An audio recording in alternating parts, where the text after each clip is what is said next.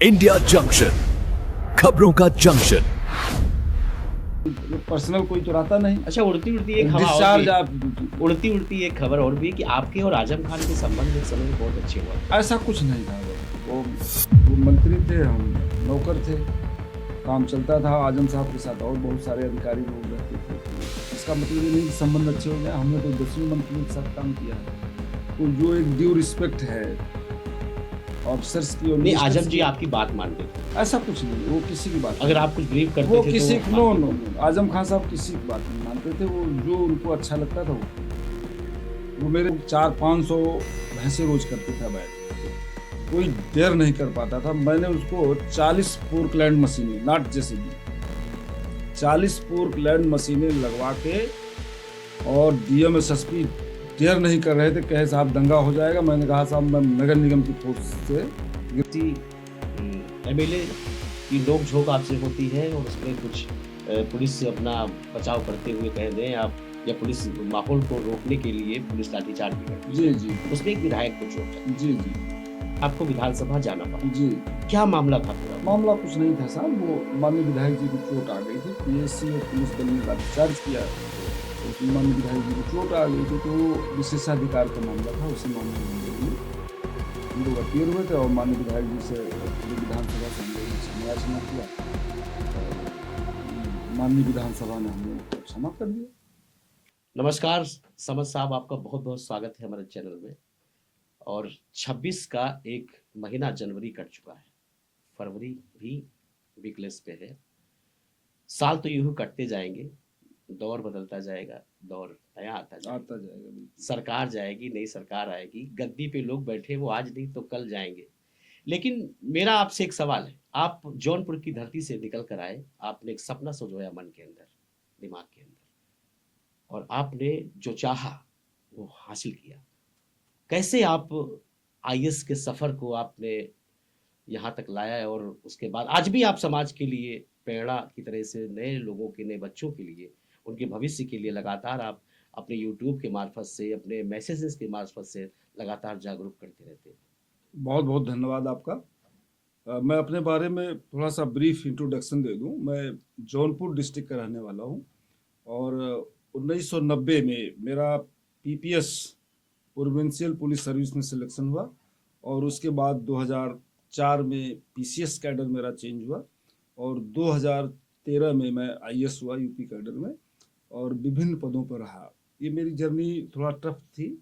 इसमें high court से लेकर सुप्रीम कोर्ट तक मुझे लिटिगेशन फेस करना पड़ा, और अल्टीमेटली सत्य की जीत हुई। और 2004 में हम लोग, कई हमारे साथ और लोग थे, उनका कैडर चेंज हुआ, और हम लोग पीसीएस हुए। एज ए एसडीएम सदर मैंने मऊ ज्वाइन किया। फिर उसके बाद फास्ट प्रमोशन हुआ, और विभिन्न पदों पर रहते हुए 2013 में आईएएस हुए।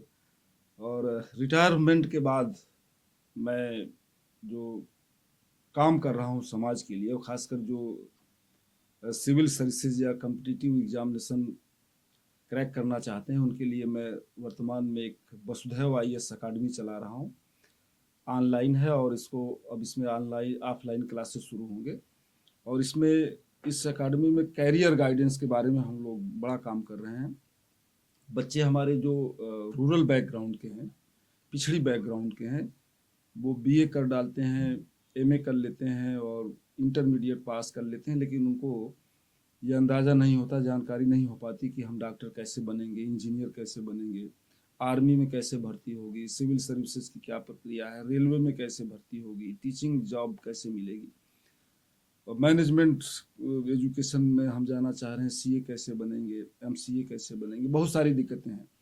तो इस चीज़ को मद्देनज़र रखते हुए मैंने कैरियर गाइडेंस प्रोग्राम शुरू किया है वसुधैव आईएएस अकाडमी में, और एक फंडामेंटल एनालिसिस और पावर ऑफ नॉलेज, ये 3 प्रोग्राम मैं बच्चों के मोटिवेशन के लिए रन कर रहा हूँ। तब के उस वक्त की तैयारी जो हुआ करती थी बच्चों की, जिस दौर में आपने तैयारी की, और आज के दौर में बड़ा फर्क हो चुका बहुत है। फर्क होता। जो बेसिक डिफरेंस है कि उस समय की जो तैयारी थी बहुत टफ थी।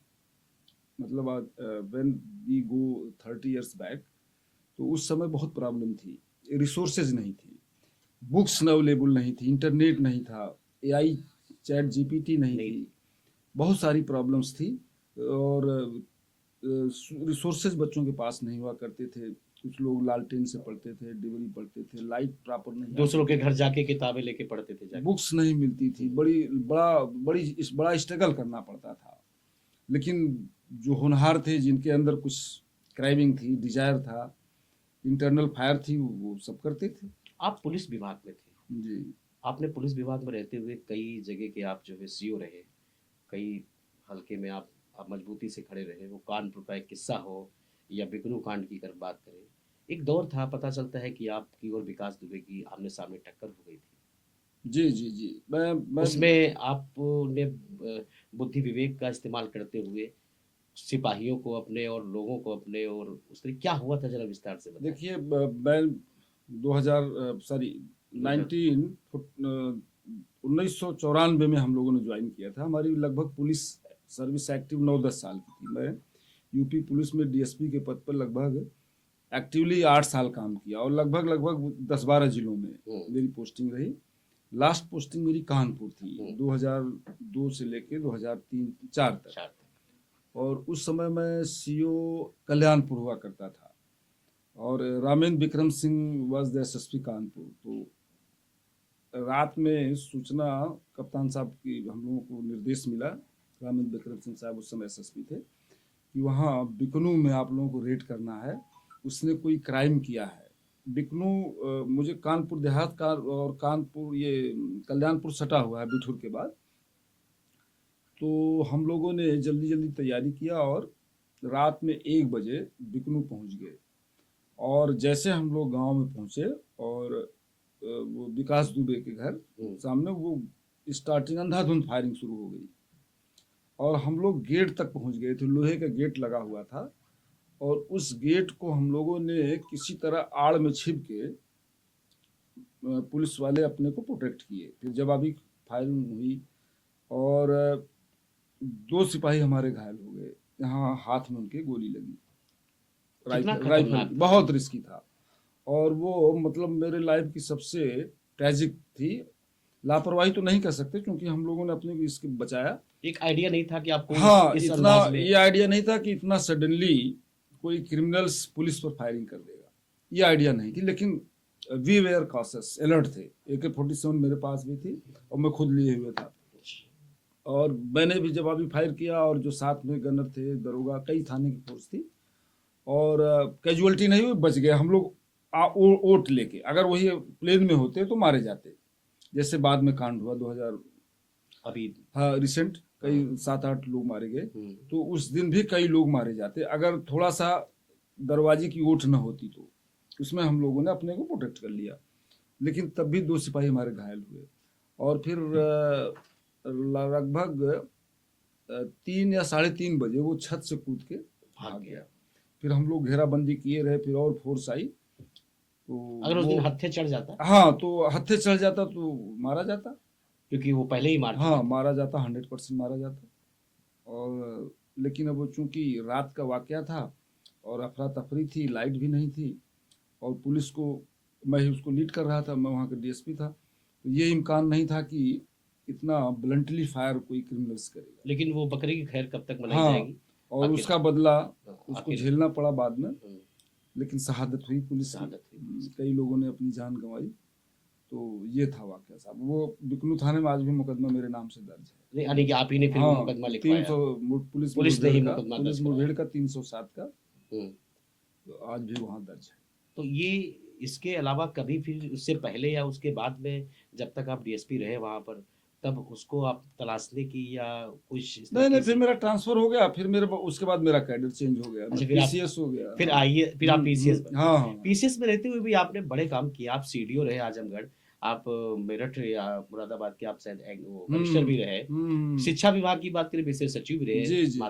यहाँ पे आपके योगदान किस तरह के थे? देखिए, मैं एक तो एज ए म्यूनिसिपल कमिश्नर, मेरा जो सबसे बड़ा योगदान था, मैं मेरठ म्यूनिसिपल कमिश्नर था 2013-14 में, और वहाँ एक स्लाटर हाउस था। सिंस 1956 से वो रन कर रहा था, 1956 से, और इलीगल था और बड़े बड़े सुरमा उसमें इन्वॉल्व थे, दोनों पक्ष के। मुस्लिम उसको रन करते थे, गैर मुस्लिम प्रेशर बना के वसूली करते थे। हम्म, तो वो दोनों की मिली भगत से चल रहा था, और उसको जो है मैंने लगभग वो 19 एकड़ में था, और लोग 400-500 भैंसे रोज करते थे अवैध, कोई डेयर नहीं कर पाता था। मैंने उसको 40 पोर्कलैंड मशीनें, नॉट जेसीबी, 40 पोर्कलैंड मशीनें लगवा के, और डीएम एसएसपी डेयर नहीं कर रहे थे, कहे साहब दंगा हो जाएगा। मैंने कहा साहब मैं नगर निगम की फोर्स से गिरवाऊंगा। मैंने डेट मुकर्रर किया, 2 बार डीएमएसपी फोर्स नहीं दिए, कहे साहब मेला है, ये है, नकार गए। उनको अंदाजा था कि कहीं विवाद न हो जाए, विवाद ना हो। क्योंकि उसके पहले जब भी ये बात होती थी तो लोग तलवार लेके खड़े हो जाते थे। तो वो इतिहास, लेकिन वो तलवार वाले अब्दुल समद के बारे में तो नहीं साहब मैंने कहा नहीं साहब मैं तो कराऊंगा, और मैंने डेट मुकर्रर, 2 डेट इन लोगों ने इनकार किया, मैंने तीसरी किया, और लगभग 500 कर्मचारी लेके मैं चढ़ गया था। और 2 बजे रात में पूरी मशीनें हमारी जुट गई, घेर के चारों तरफ से मैंने शुरू करा दिया। फिर डीएमएसपी भी आए भाग के, जब देखा कि अब काम हाँ, बन रहा है। और मैं राइफल लिए खड़ा हुआ था साहब, अच्छा। अकेले दम पर आगे, और नगर निगम की टीम थी, लाठी डंडा, हथियार तो नहीं थे इन लोगों के पास, कुछ पर्सनल असलहे थे। तो पुलिस भी आई, और फिर सबके सहयोग से, और 2 दिन में हमने कंप्लीट डिमोलिश करा दिया 19 एकड़। उसमें आरसीसी बिल्डिंग 3-3 4-4 माला स्टोरी बिल्डिंग्स थी, तोड़ने में समय लगा। और उसमें साहब इस तरह से स्लेटिंग होती थी, और बड़े बड़े कड़ाहों में बोन्स को बॉयल किया जाता था, हड्डियों को, उसकी बदबू कम से कम 5-10 किलोमीटर में जाती थी। और उस एरिया के लोग भाग खड़े हुए, छोड़ दिए थे लोग, कोई बसना नहीं चाहता था। ओडियन नाला था, पूरा रंग जाता था ब्लड से डेली, और 4-5-6 किलोमीटर में सब लोग, अच्छे लोग भाग चुके थे। तो फिर उस जो डिमोलिश मैंने कराया, उस पर इंटर कॉलेज बनवा दिया लड़कियों को, आज वो रन कर रहा है साहब, शानदार इंटर ये कॉलेज। योगदान आपका ये जबरदस्त हुआ, ये किसी के बस का नहीं था, किसी ब्यूरोक्रेसी में हिम्मत नहीं थी कि इतना बड़ा रिस्क लेके इतना बड़ा काम अकेले कर दे। किसी ने, अच्छा, आईएएस की दम है ना, पीसीएस की आज भी। अच्छा, जब आप पीसीएस से आईएएस हुए, पीसीएस से पहले पीपीएस थे आप, जी। पुलिस महकमों को आपने बहुत करीब से देखा, आपने बहुत से ऐसे काम भी किए जो सराहनीय है। आपने उसके बाद भी अच्छे काम किए। सब तो काम। कोई एक ऐसा काम बताइए जिसने आपको सोचने पर मजबूर कर दिया हो। सोचने पर किस तरह मजबूर कर दिया हो कि मैंने रिस्क ज्यादा लिया। रिस्क कोई ऐसी रही जो हाँ, आपको करना भी हो, एक लेकिन- घटना मुझे याद है, हाँ। वो लाइफ बड़ा मुश्किल से बची। जी। मैं 2001 में सीओ खागा था, फतेहपुर बॉर्डर का डिस्ट्रिक्ट लगता था, ददुआ वाला क्षेत्र था उस समय, और एक असोथर थाना पड़ता था। गंगा नदी उसी से बह के जाती थी। तो हम लोगों को सोच, वहाँ बहुत गैंग चलती थी, उमर केवट, शंकर पासी, थोकिया, 20 गैंग मैंने मारा हाँ, वहाँ, हाँ। कम से कम 20 डकैतों से आपकी हाँ, मुठभेड़ हुई। डेली होती थी। हम्म। वही काम ही मैं करता था, अटैची ले गाड़ी पे, घर ही नहीं अटैची आता लेके? था। हाँ, वही अटैची में क्या होता था? अब कपड़े उपड़े होते थे। तो वहां साहब मैंने कम से कम 12-13 लोगों को इनकाउंटर किया खुद। और एक घटना मुझे याद है कि रात में दिसंबर या जनवरी का महीना था, कंप्लीट धुंध थी, कोहरा था, और उस कोहरे में सूचना मिली कि साहब वो उस पार से शंकर केवट या उमर पासी लोग आएंगे, और वहाँ एक घर है, वहाँ बैठ के खाना पीना करेंगे, और तो उस घर के पास वहाँ स्नान ध्यान करेंगे, कुआं था पक्का। तो उस खेत के पास अरहर का खेत था, उसमें हम लोग जाके छिपे, वो आया नहीं। फिर ये हुआ कि अब बोट से चलते हैं उस पार बांधा की तरफ। तो हम लोग बोट से जा रहे थे, और ऊपर गैंग थी, और उसने फायर शुरू कर दिया, और बोट गई पलट, और गंगा नदी में कहीं कंप्लीट डार्कनेस थी, इतना धुंध थी, कहीं कुछ नहीं दिखाई दे रहा था। और वो किसी तरह से हम लोग जान बचा के तैर के, ये तो कहिए पानी कम था, अगर पानी ज़्यादा होता तो डूब मरते लोग, और शीत लहरी इस कदर की। तो वो घटना मेरे अभी भी नहीं भूलती कि मैं जान जाते जाते इस तरह दुस्साहस किया, मतलब ओवर जो कॉन्फिडेंट तो नहीं कर सकते, दुस्साहस कर सकते हैं। तो ये मुझे आज भी याद, उस घटना के बारे में सोचता हूँ तो मुझे खुद की और कुछ साथ अपनी मूर्खता अब नजर आती कि मैं मूर्खता कर रहा था। अगर सही सलामत गंगा नदी पार कर लेते, that was not bravery, okay, sorry, बहादुरी नहीं थी, वो मूर्खता थी। उस समय की एक नई सर्विस का जोश था, और अगर आप गंगा नदी पार कर लेते और पार करके अगर पहुंच जाते और सामना आमना हो जाता आपका, तो फिर सामना आमना हो जाता तो जो तस्वीर होता बदल जाती। या अब ऐसा तो कुछ होने वाला नहीं था, इसलिए कहीं कुछ दिख ही नहीं रहा था, धुंध थी। धुंध बहुत ज्यादा थी। वो मूर्खता थी कि हम लोग चलो अब आए हैं तो गंगा पार करके देखते हैं क्या है। मतलब एक पुलिस का जो मनोबल होता है, जो साहस होता है, उत्साह होता है पुलिस का, वो था।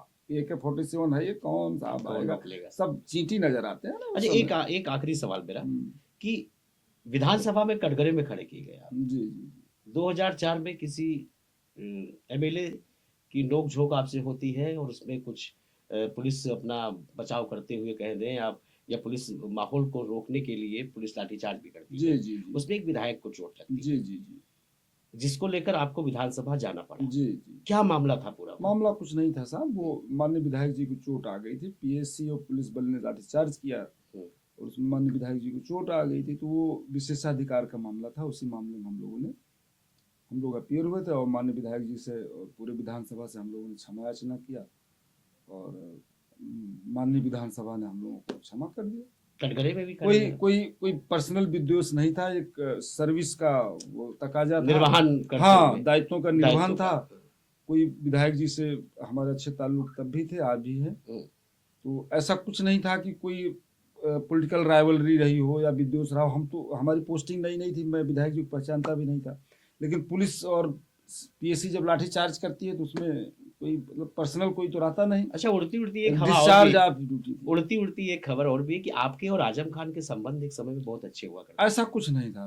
वो मंत्री थे, हम नौकर थे, काम चलता था। आजम साहब के साथ और बहुत सारे अधिकारी लोग रहते थे, तो इसका मतलब ये नहीं कि संबंध अच्छे हो जाए। हमने तो 10 मंत्रियों के साथ काम किया है, तो जो एक ड्यू रिस्पेक्ट है ऑफिसर्स की। और आजम जी आपकी बात मानते थे? ऐसा कुछ नहीं, वो किसी की बात, अगर आप कुछ ब्रीफ करते वो थे किसी तो नो आजम खान साहब किसी की बात नहीं मानते थे। वो जो उनको अच्छा लगता था वो करते थे।